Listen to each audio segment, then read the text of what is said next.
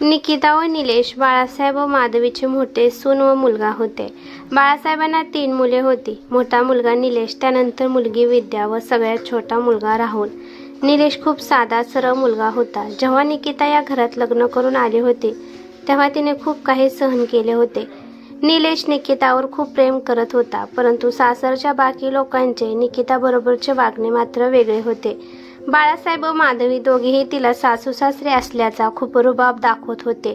निकिताला सतत काही ना काही चुका काढून सारखे बोलत असत। त्यांची मुलगी विद्या पण तशीच होती। वहिनीला काही खुसपट काढून ती बोलायची, परंतु निकिताचा धाकटा दीर राहुल मात्र असा नव्हता। तो खूप समजूतदार होता। तो खूप विचार करून समजून घेऊन वहिनीशी बोलत असे। राहुलला तिच्या दुःखाची सुद्धा खूप चांगल्या प्रकारे जाणीव होती, परंतु नवरा निलेशला मात्र निकिताचे दुःख समजत नव्हते। तसं तर निलेश निकिताला स्वतः कधीच काही वाकडे बोलत नव्हता, उलट तिची खूप काळजी घेत होता। फक्त त्याच्यात एवढीच कमी होती की जेव्हा त्याच्या घरचे निकिताला सतत तिचा अपमान करत असत तेव्हा तो निकिताच्या बाजूने कधीच बोलत नसे आणि घरच्यांनाही कधी विरोध करत नसे। एक वेळ बाळासाहेब व माधवीचे ठीक होते, ते तर त्याचे आई वडीलच होते, कदाचित म्हणून तो त्यांचा विरोध करत नसेल, परंतु छोटी बहीण विद्या ती सुद्धा आपल्या वहिनीला सतत बेइज्जत करत असे, परंतु निलेश तिला सुद्धा काही म्हणत नसे। त्या घरात निकिताला आत्मसन्मानच राहिला नव्हता। तिला वाटत असे की निलेशने तरी आपल्या बाजूने आवाज उठवावा, परंतु निलेश कधीच तिच्या बाजूने आवाज उठवत नव्हता आणि तिलाही काही बोलू देत नव्हता। निलेशचे म्हणणे होते की हे सर्व असं किती दिवस चालणार आहे, एक ना एक दिवस सगळं काही आपोआपच ठीक होईल। बहीण विद्या तर लग्न करून सासरी जाणार आहे, आईबाबांचे पण वय वाढत जाईल, तेव्हा हळूहळू सर्व काही ठीकच होईल। तू कशाला फालतूचे काही बोलून नाते खराब करायला लावतेस? मी तर तुझी काळजी घेतोय ना, त्यामुळे जे जसं चाललं आहे तसंच चालू राहू दे। निकिताचे दुःख निलेशच्या लक्षात येत नव्हते आणि असं सगळं चुपचाप सहन करत करत निकिताला या सर्व गोष्टीची सवयच होऊन गेली होती। जसं काही ती या सवयीची गुलामच झाली होती, परंतु ती आपला दीर राहुलशी सर्व काही मनातले बोलत असे, कारण त्या घरात राहुल एकटाच असा होता की तो तिचे दुःख पाहत पण होता आणि समजून पण घेत होता। पण राहुल काहीच करू शकत नव्हता, कारण तो तर दीर होता ना। ते तर तिच्या पतीचं काम होतं की आपल्या पत्नीच्या सन्मानासाठी आवाज उठवावा। राहुल कितीतरी वेळा निलेशला सांगत असे की निलेश दादा, तू वहिनीच्या सन्मानासाठी तू आवाज का उठवत नाहीस? वहिनीला या घरात कोणीही आपल्या मनाला वाटेल तसे बोलते, नेहमीच तिची बेइज्जत केली जाते। तिला या घराचे सदस्य सुद्धा समजले जात नाही। तिला या घरात फक्त काम करणाऱ्या नोकरांसारखे वागवले जाते, पण तू कधीच आपल्या पत्नीसाठी आवाज उठवत नाहीस। अशाने तुझ्या पत्नीचा मान सन्मान हळूहळू संपून जाईल, तिला नोकरांसारखं जीवन जगण्याची सवय पडून जाईल। परंतु निलेश उलट राहुललाच म्हणत असे, अजून तुझे लग्न झालेले नाही म्हणून तू असे बोलत आहेस, एकदा का तुझे लग्न झाले की मग बघतो की तू आपल्या पत्नीची किती साथ देतोय ते, आणि ते सुद्धा आपल्याच आई वडील व भाऊ बहिणीच्या विरोधात जाऊन, की ज्यांच्याबरोबर आपण लहानाचे मोठे झालो आहोत, आपण त्यांच्या विरोधात नाही बोलू शकत राहुल। आणि जर तिचा पती तिचा सन्मान करत असेल तर पत्नीला का दुःख होईल? मी तर निकिताचा नेहमीच सन्मान करतो, मी तिला कोणत्याच गोष्टीची काहीच कमी पडू देत नाही, त्यामुळे तिला कसलेही दुःख होत नसेल। ही तर फक्त तुझ्या मनाची धारणा आहे। खरं तर निकिता सुद्धा खूप खुश आहे। राहुलला कळून चुकलं होतं की निलेशच्या पुढे डोकं फोडून काहीच उपयोग नाहीये, कारण की त्याला काही समजूनच येत नाहीये आणि रोज असेच दिवस चालले होते। आता विद्याचे लग्न झाले होते, परंतु जेव्हा पण ती माहेरी येत असे तेव्हा ती वहिनीची बेइज्जत करणे सोडत नसे, आणि आता सुद्धा निलेश निकिताच्या बाजूने बोलत नव्हता। बाळासाहेब व माधवीताई तर निकिताची बेइज्जत करणे सोडतच नव्हते। राहुल जेव्हा हे सर्व पाहत असे तेव्हा त्याच्या मनात विचार येत असत की आपण आपल्या पत्नीची कधीच या घरात बेइज्जत होऊ द्यायची नाही। माझ्या पत्नीला मी वहिनीसारखे जीवन कधीच जगू देणार नाही। खरं तर ही निलेश दादाची चूक आहे की त्यांची पत्नी असे जीवन जगत आहे. अशा प्रकारे काही काळ गेल्यानंतर राहुलचे पण लग्न झाले आणि त्याची पत्नी रीना त्या घरातील छोटी सून बनून आली. आता इतके दिवस जो खेळ बाबासाहेब, माधवीताई आणि ननंद विद्या निकिता बरोबर खेळत होते, तोच खेळ त्यांनी रीनाशी सुद्धा खेळण्यास सुरुवात केली. पहिल्याच दिवशी सासू माधवीताईने रीनाला उशिरा उठण्याबद्दल टोमणा मारला. हे संस्कार दिले आहेत का तुला तुझ्या आईवडिलांनी? इतक्या उशिरा खोलीचा दरवाजा उघडून बाहेर आली आहेस? रीना गपचूप निकिताकडे पाहत होती, कारण की रीना अजून त्या घरात नवीन नवरी होती. तोपर्यंत विद्याने सुद्धा हातावर हात मारून घेतला. ती म्हणाली, हिच्या आईने जर काही शिकवलं असेल तर तिला येत असेल ना. हिला तर फक्त मेकअप करायला येतोय, दुसरं काय. चल लवकर आंघोळ करून किचनमध्ये कामाला लाग. तू काय या घरातील मुलगी नाहीस की तुला इथं आयतं जेवण बनवून मिळेल. रीना तर हैराणच होऊन गेली की लग्नाच्या दुसऱ्या दिवशी नवीन नवरीला या प्रकारे इतके कडवट कस काय बोलले जात आहे. तोपर्यंत बाळासाहेब तिथे आले व म्हणाले, सुनबाई, इथे लवकर उठण्याची सवय लावून घे. हे तुझं माहेर नाहीये. उद्यापासून तू पहाटे 5ला उठून आंघोळ करून मला स्वयंपाकघरात दिसली पाहिजेस, नाहीतर तुझे काही खरे नाही. रीनाला तर काय बोलावे हे समजतच नव्हते. तेवढ्यात राहुल खोलीतून उठून बाहेर आला. तो इतका वेळ यांचं सर्व काही बोलणं ऐकतच होता. तो फक्त वाट बघत होता की हे तिघे कधी एकत्र येतील, म्हणजे या तिघांना एकदमच बोलता येईल. बाळासाहेब, माधवी व विद्या तिघे पण मिळून रीनाला टोमणे मारतच होते आणि निकिता व निलेश हे सर्व काही एका कोपऱ्यात उभे राहून पाहत होते. तेवढ्यात राहुल मोठ्या आवाजात बोलला, खबरदार, माझ्या पत्नीला कोणी काही बोलले तर ती या घरातील सून आहे. तिला या घरात पूर्णपणे मान सन्मान मिळाला पाहिजे. काय चूक केली आहे तिने? पहाटे 5ला इतक्या लवकर उठून स्वयंपाकघरात जाऊन काय करेल ती? पहाटे 5 वाजता उठून जरी नाश्ता बनवला तर सगळेजण काय 6 वाजता नाश्ता करणार आहेत का? तुम्ही लोक स्वतः सगळे 7 वाजता उठतात, तर पहाटे 5 पासून हे स्वयंपाकघरात काय करणार? तेव्हा इथून पुढे माझ्या पत्नीबरोबर असले फालतूच्या गोष्टी कधीच करायच्या नाहीत. ती तिचे या घरातील कर्तव्य योग्य रीतीने निभावेल, परंतु यापुढे जर माझ्या पत्नीशी कोणीही बदतमीजपणे वागले तर मी कदापि सहन करणार नाही. मग मात्र माझ्यासारखं वाईट कोणीच नसेल. आणि विद्याताई, तुला तुझ्या सासरने सांभाळता येत नाही आणि इथे तू माहेर सांभाळायला येत असतेस आणि माझ्या पत्नीच्या संस्काराच्या गोष्टी काढतेस. स्वतः तुझ्यात किती संस्कार आहेत. तू तर इतकी बेकार आहेस की कधी सासरी राहतच नाही, सारखं काही ना काही कारण काढून माहेर येतेस. तेवढ्यात माधवी म्हणाली, खबरदार, तिला काही बोललास तर. बायको आली की तुला काय शिंग फुटले काय? बहिणीला तर काहीही बोलायला लागला आहेस तू. परंतु राहुल आज गप्प बसणार नव्हता. तो म्हणाला, हो, माझी बायको माझ्या भरोश्यावर या घरात आलेली आहे आणि तिचा मान सन्मान राखणे, तिची इज्जत करणे माझे कर्तव्य आहे. मी निलेश दादासारखा नाहीये की तुम्ही माझ्या पत्नीशी बेइज्जत कराल आणि मी हे सहन करेल. लक्षात ठेवा, मी कायम माझ्या पत्नीच्या बाजूने उभा आहे. इथून पुढे लक्षात ठेवा, जर तिला कोणी काही बोलले, तिची बेइज्जत केली तर मी विसरून जाईल की तुम्ही लोक कोण आहात. माझा एकच नियम आहे की सन्मान द्या आणि सन्मान घ्या. जसं तुम्ही माझ्याकडून अपेक्षा करता तशाच अपेक्षा माझी पत्नी सुद्धा माझ्याकडून करते आणि तिच्या मान सन्मानासाठी मी कोणत्याच प्रकारचा समझोता करणार नाही. ही गोष्ट कायम लक्षात ठेवा. राहुलने हे सर्व काही इतक्या कडक शब्दात सांगितले की सगळ्यांना समजून चुकले होते की कोणी जरी रीनाच्या बाबतीत काही बदतमीजी केली किंवा निकितासारखे रीनाचे जीवन खराब केले तर राहुल या लोकांना सोडणार नाही. कारण राहुल निलेश सारखा नाहीये. त्या दिवसापासून रीनाला कोणीही टोमणे मारले नाहीत. रीना त्या घरात आरामशीरपणे राहत होती, परंतु ती हे पाहत होती की निकिताचा या घरात काहीच मान सन्मान नाहीये. कारण की एवढं सगळं दिसत असून सुद्धा निलेश याविरुद्ध कधीच आवाज उठवत नव्हता. राहुलने तर त्याला कितीतरी वेळा समजावून सांगितले होते, पण निकिता लग्नाला इतके वर्ष होऊन सुद्धा त्याच प्रकारचं बेकार जीवन जगत होते. कारण की घरातले सगळे लोक निकिताला वाईट साईड बोलण्यामध्ये काही कमी ठेवत नव्हते, परंतु रीनाला मात्र या सर्व गोष्टीचा कधीच सामना करावा लागला नाही. कारण की तिचा पती प्रत्येक पावलावर तिच्या सोबत उभा होता आणि यामुळे त्या घरात हळूहळू रीनाचा मान सन्मान सुद्धा वाढत होता. त्यामुळे आता रीना सुद्धा निकिताला काही पण बोलत असे, कारण तिला माहित होते की निकिता उलट उत्तर कधीच देत नाही आणि निलेश दादा पण तिची बाजू घेऊन कधी बोलत नाहीत. त्यामुळे रीना सुद्धा निकिताला टोमणे मारून निघून जात असे.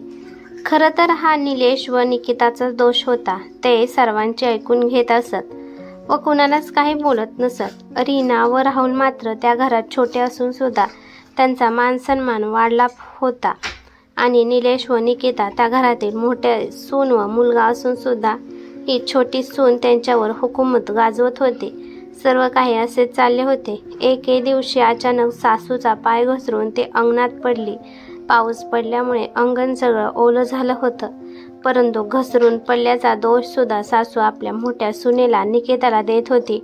तिचे म्हणणे होते की निकिताने ओले झालेल्या अंगणातील पाणी वायपरने वेळेच्या वेळी सुकवून घेतले नाही, म्हणूनच माझा पाय घसरला. खरं तर अजून सुद्धा थोडा थोडा पाऊस पडत होता. त्यामुळे निकिता म्हणाली, यात माझी काय चूक आहे सासूबाई? अजून सुद्धा पाऊस पडतच आहे की, मग अंगण कसं वाळणार? निकिता एवढेच म्हणाली तर तिच्या सासूने तिच्यावर हात उचलला. हे पाहून आजही निलेश आईला काहीच बोलला नाही.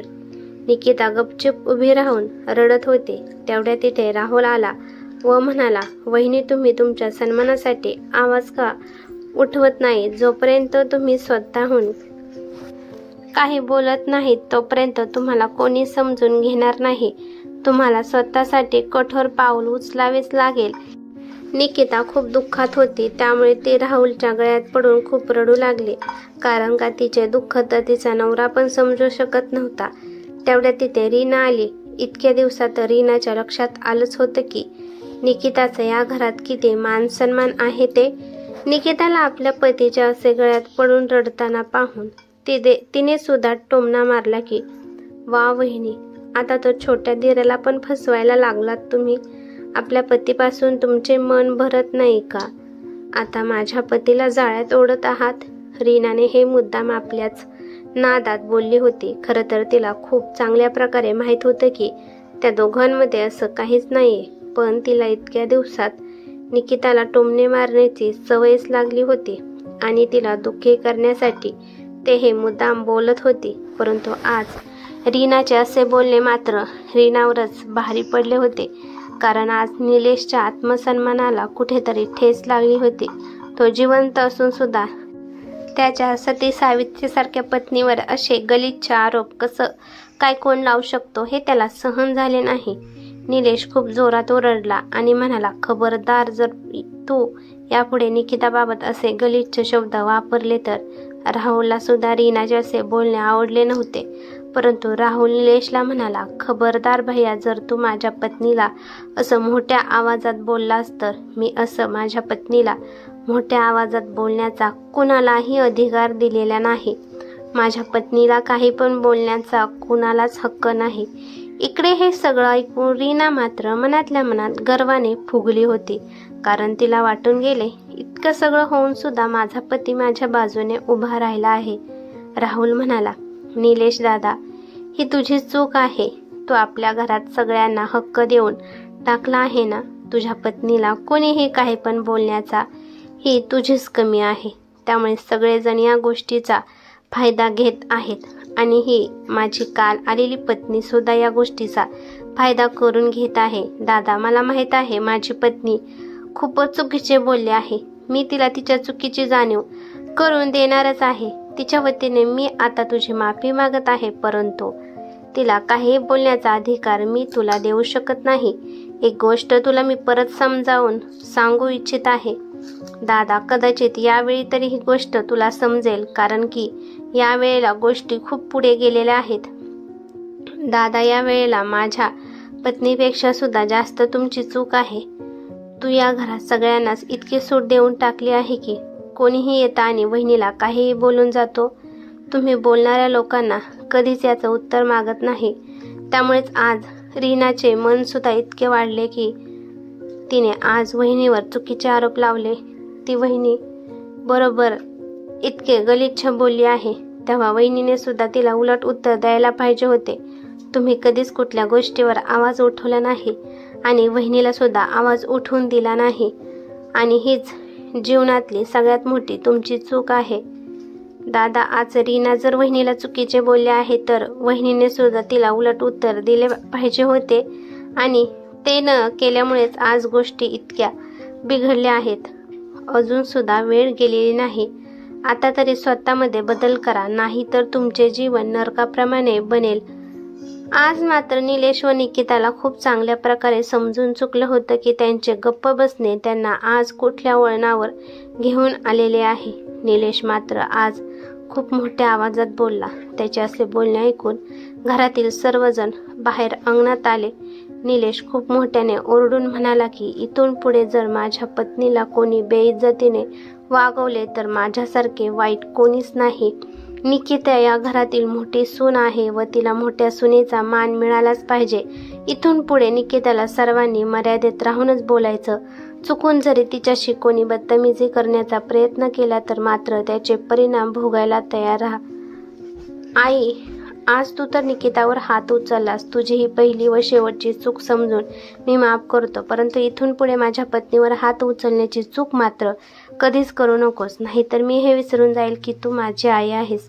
कारण की कोणतीच आई असे कधी करत नसते. तुझा जेवढा माझ्यावर हक्क आहे तेवढाच हक्क निकिताचा सुद्धा आहे. जर इथून पुढे त्याच्यावर कोणी जर हात उचलला तर निकिता पोलीस स्टेशनला जाऊन घरगुती हिंसाचाराच्या आरोपाखाली तुमच्यावर पोलीस केस करेल आणि तेव्हा मी तिच्याबरोबर असेल.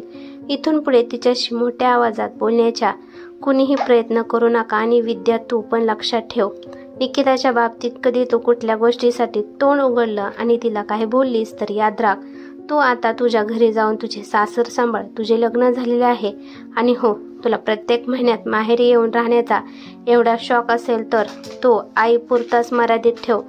माझ्या पत्नीच्या जवळ यायचा प्रयत्न सुद्धा करू नकोस. निलेशचे असे रौद्र रूप पाहून विद्या खूप घाबरली होती. तिने ठरवून टाकले की आता यापुढे माहेरच्या भानगडीत पडायचे नाही. सासरीच आपला वेळ घालवायचा. आईने तिला मगाशीच इशारा करून सांगितलं होतं की गपचूप इथून निघून जा. आता तुझी बारी असणार आहे. अगोदरच तुझ्यावर तुझे भाव चिडलेले आहेत. निलेश म्हणाला, मी परत एकदा सांगतो की अजूनही तुमच्या डोक्यात जर ही गोष्ट शिरलेली नसेल, मी व निकिता आजच हे घर सोडण्यास तयार आहोत. या असल्या नरकात राहण्यापेक्षा एका छोट्याशा घरात प्रेमाने राहिलेलं आम्हाला बरं वाटेल. एवढं बोलून निलेश निकिताला रूममध्ये घेऊन गेला. आता सगळ्यांना समजून चुकलं होतं की आता जर निकिताला कोणी काही म्हटलं तर त्याची काही खैर नाही. आज लग्नाला इतके वर्ष झाल्यानंतर निकिताला पहिल्यांदाच असं जाणवलं की निलेशचे प्रेम आज तिला मिळालं आहे. निकिता रूममध्ये गेल्यानंतर निलेशच्या गळ्यात पडून रडू लागली आणि म्हणाली, इतका का उशीर केलात माझ्या बाजूने आवाज उठवण्यासाठी? आता तर माझ्या सर्व आशा अपेक्षा संपून गेल्या होत्या. निलेश निकिताची माफी मागू लागला आणि म्हणाला, माझ्या चुकीमुळे तू आतापर्यंत खूप सहन केलंस, पण आता यापुढे तुला काही सहन करायची गरज नाहीये. आता इथून पुढे तू आरामात राहा. तुला कोणी काही चुकीचे बोलले तर त्याला उत्तर द्यायला घाबरू नकोस. काहीही सहन करू नकोस. मी नेहमीच तुझ्याबरोबर असेल. तुला जर वाटत असेल तर आता इथून पुढे आपण वेगळ्या घरात राहायला जाऊ, कारण तू आतापर्यंत खूप कष्ट झेलले आहेत की जे मला समजतच नव्हते. निकिता निलेशच्या गळ्यात पडून रडू लागली. इकडे राहुलने आपली नजर रीनाकडे वळवली. रीना गपचूप उभी होती. तिला कळून चुकलं होतं की तिने गलिच्छ बोलून खूप मोठी चूक केली होती. तिला वाटलंच नव्हतं की गोष्टी एवढ्या पुढे जातील. तिला तर वाटलं होतं की नेहमीप्रमाणे टोमणा मारून ती निघून जाईल. राहुल रीनाला खूप तिखट शब्दात म्हणाला, तुझी हिंमत कशी झाली ग माझ्याबद्दल व वहिनीबद्दल असे बोलण्याची? रीना खूप घाबरली होती, परंतु ती स्वतःला वाचवण्यासाठी म्हणाली की अरे, तू इतका का चिडत आहेस? मी तुला कुठे काय म्हटलं आहे? मी तर वहिनीला फक्त असाच टोमणा मारला होता. यामध्ये इतकं चिडण्यासारखं काय आहे? आणि वहिनीला टोमणा मारल्यामुळे तर निलेश भैया इतके रागाला गेले होते, तर तू कशाला आता चिडत आहेस? राहुल म्हणाला, हे बघ रीना, तू जे काही माझ्याबद्दल व वहिनीबद्दल बोलली आहेस त्यावर फक्त वहिनीच्या चारित्र्यावर प्रश्न उठत नाही, तर माझ्या चारित्र्यावर सुद्धा उठतो. जर का माझ्यात आणि वहिनीत काही चुकीचं चालू आहे तर काय एकटी वहिनीत चारित्र्यहीन आहे व मी मात्र चारित्र्यवान आहे असे असते का? आणि जी स्त्री असं काही पण बोलते ना, असा विचार करून की तिने तर फक्त दुसऱ्या स्त्रीला टोमणा मारला आहे, परंतु तसे नाही, तर तिने आपल्या पतीच्या चारित्र्यावर सुद्धा संशय घेतला आहे. तू ज्या दिवसापासून या घरात लग्न होऊन आलेले आहे तेव्हापासून तुझ्यावर कोणी एक बोट करून सुद्धा बोलले नाही, कारण की मी कायम प्रत्येक क्षणी तुझ्यासोबत आहे. तुला कोणी कधीच काही वाकडे तिकडे बोलू शकत नाही, कारण की त्यांना माहीत आहे त्यांना माझा सामना करावा लागेल. मला सुद्धा हे माहीत आहे की तू एक खूप चारित्र्यवान महिला आहेस, परंतु तू तर आज माझ्या चारित्र्यावर बोट ठेवलेस ना. वहिनीला तू जे काही बोललीस ते वहिनी आणि भैया जाणवत, कारण त्यांच्यामध्ये नवरा बायकोचे नाते आहे. तू मात्र तुझ्या पतीवर, अशा पतीवर जो तुझ्यावर खूप आंधळेपणाने विश्वास ठेवतो आणि प्रत्येक प्रसंगात तुझी साथ देतो आहे, अशा पतीवर तू तुझ्या गलिच्छ बोलण्याने बोट दाखवले आहे आणि यासाठी मी तुला कधीच माफ करणार नाही. रीनाला तर समजतच नव्हते की अनावधावपणे ती काय बोलून गेली आहे. तिला वाटलेच नव्हते की तिचे शब्द एवढे मोठे होतील व ते शब्द राहुलच्या मनाला एवढे लागतील. परंतु राहुलचे एकच म्हणणे होते की चारित्र्यहीन फक्त स्त्रियाच नसतात, तर तिच्याबरोबरचा तो पुरुष सुद्धा असतो की ज्याला घेऊन एवढे सगळे बोलले जाते. तू वहिनीबाबत असे बोलून मला सुद्धा चारित्र्यहीन केलेले आहेस. भलेही दुनियाच्या नजरेतून तू माझी पत्नी आहेस, इथून पुढे दुनियेसमोर तुला मी नेहमीच माझ्या पत्नीचा दर्जा देणार आहे, परंतु या बंद खोलीच्या आतमध्ये तू माझ्याकडून सन्मानाची अपेक्षा ठेवू नकोस. तो हक्क तू गमावला आहेस. रीना चुपचाप जेवणीवर बसली.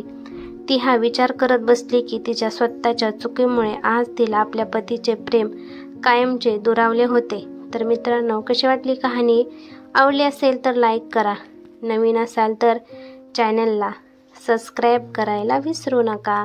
धन्यवाद.